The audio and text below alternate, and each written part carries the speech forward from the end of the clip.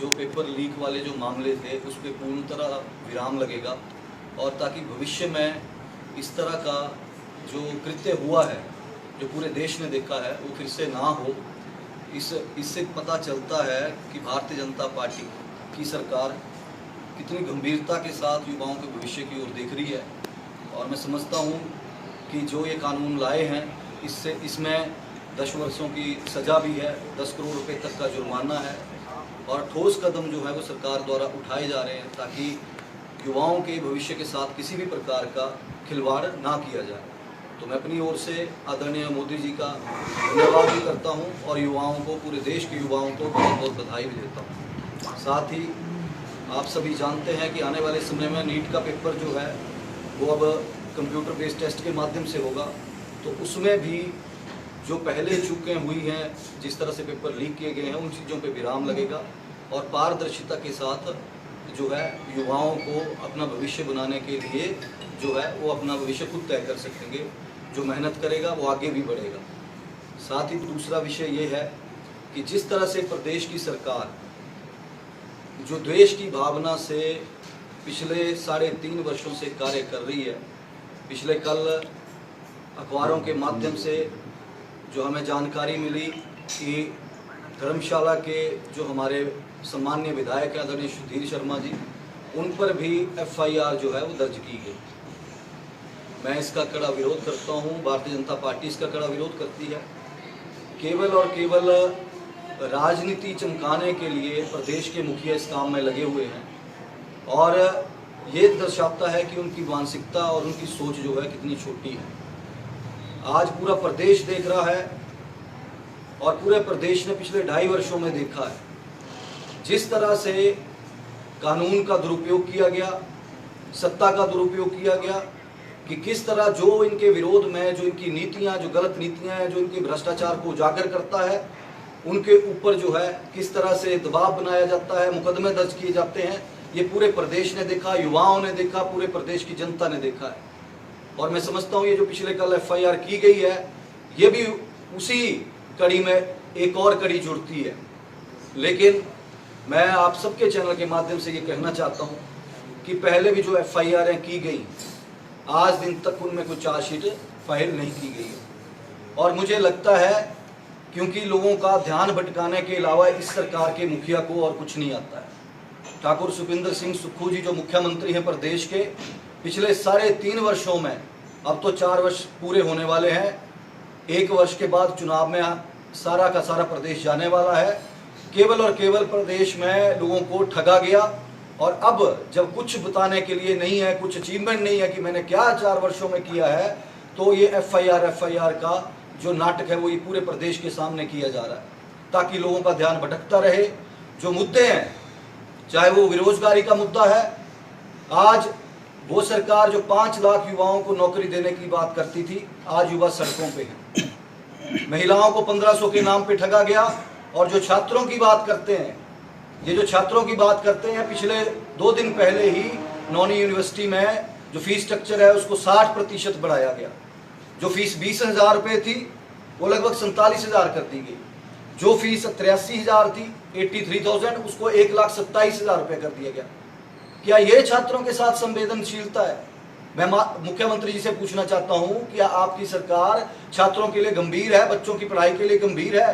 नौकरियां तो आप छोड़ दीजिए, लेकिन पढ़ाई भी अब जो है इस प्रदेश में जो असामान्य व्यक्ति है, जो गरीब परिवार का व्यक्ति है, उसके लिए वो पढ़ाई भी करना भी उसके लिए मुश्किल हो चुका है। लेकिन जो देश की भावना के साथ ये काम कर रही है, चाहे वो मुद्दों की बात करें, सड़कों के हालात पूरे प्रदेश में खराब है, स्वास्थ्य सुविधाएं, मैं हमीरपुर की बात कर रहा हूँ। हमीरपुर में जो मुख्यमंत्री का गृह जिला है, मुख्यमंत्री का हेडक्वार्टर है यहाँ पे हमीरपुर कंस्टिट्यूंसी, और यहाँ पे हॉस्पिटल में कार्डियोलॉजिस्ट जो एक था उसको भी उठा के 2 महीने पहले टांडा जो है ट्रांसफर कर दिया गया। दवाइयाँ यहाँ नहीं है, ग्लूकोज यहाँ पे नहीं है, सफाई बिल्कुल हॉस्पिटल में नहीं है।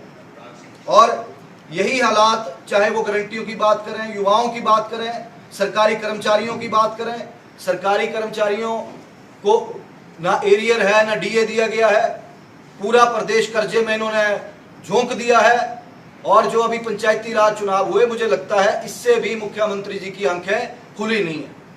पूरे हमीरपुर जिला में, प्रदेश में कांग्रेस पार्टी का सुपड़ा साफ हुआ।